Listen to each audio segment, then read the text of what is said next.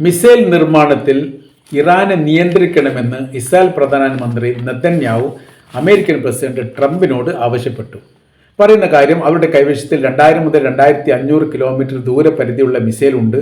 അത് സർവ്വ മേഖലയും ആക്രമിക്കാൻ പാകത്തിലാണ്. ഇസ്രായേലിനെ മാത്രമല്ല, ഒരുപക്ഷെ അവർ യൂറോപ്യൻ രാജ്യങ്ങളിൽ ലക്ഷ്യം വിടാൻ സാധ്യതയുണ്ട്. അത്രയ്ക്ക് ദൂരപരിധിയിൽ വന്നുകൊണ്ട് ആക്രമിക്കാൻ പാകത്തിലാണ് അവരുടെ നിർമ്മിതികൾ. അതിൽ Greece, Cyprus, Bulgaria, Romania, Ukraine, മധ്യേഷ്യ, ദക്ഷിണേഷ്യ, അറേബ്യൻ രാജ്യങ്ങൾ അപ്പാടെ അങ്ങനെ തുടങ്ങിയിരിക്കുന്ന കുറേ രാജ്യങ്ങളുടെ ലിസ്റ്റ് കാര്യങ്ങളും അത് പറയുന്നുണ്ട്.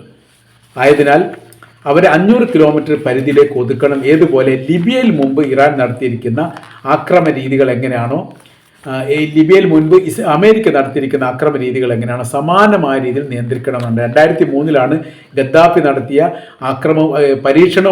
മിസൈൽ പരീക്ഷണവുമായിട്ട് ബന്ധപ്പെട്ട് ആ മേഖല അപ്പാടെ അമേരിക്കയുടെയും ബ്രിട്ടൻ്റെയും സംയുക്ത സൈനിക ആക്രമണത്തിൽ കൂടി തകർത്തതെന്ന് മാത്രമല്ല, ശേഷിക്കുന്ന മിസൈലുകളൊക്കെ അവർ അമേരിക്കയെ കൊണ്ടുപോയി അവിടെ ഉപരോധം ഏർപ്പെടുത്തിക്കൊണ്ട് ഭാവിയെ വല്ലാത്ത രീതിയിൽ കഠിനമാക്കാനുള്ള ശ്രമം നടത്തി.